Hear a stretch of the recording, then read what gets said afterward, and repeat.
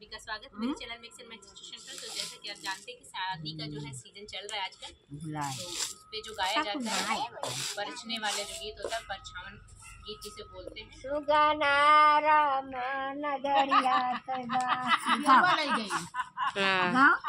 कहीं मामी गाइए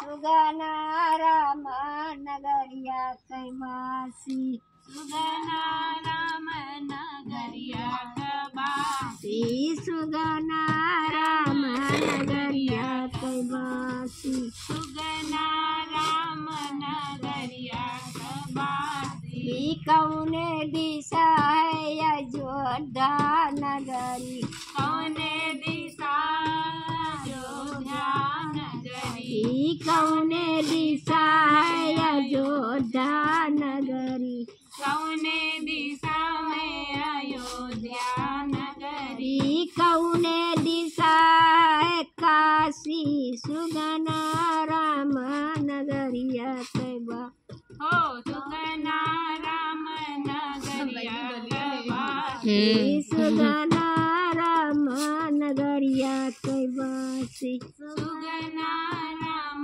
नगरिया कबासी।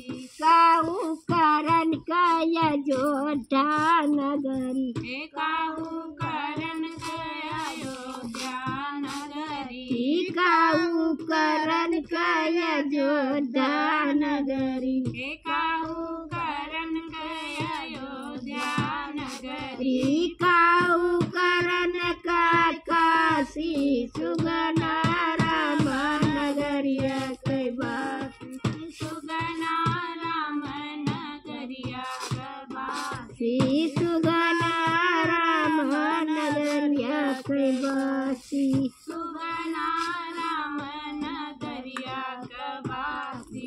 दान करण कय अयोध्या नगरी, दान करण कय अयोध्या नगरी, दान करण कय अयोध्या नगरी, दान करण कय अयोध्या नगरी, पुण्य करण का काशी सुगना राम नगरिया कैबा सुगना राम नगरिया कबासी, सुगना राम नगरिया कैवासी सुगना राम नगरिया कबासी।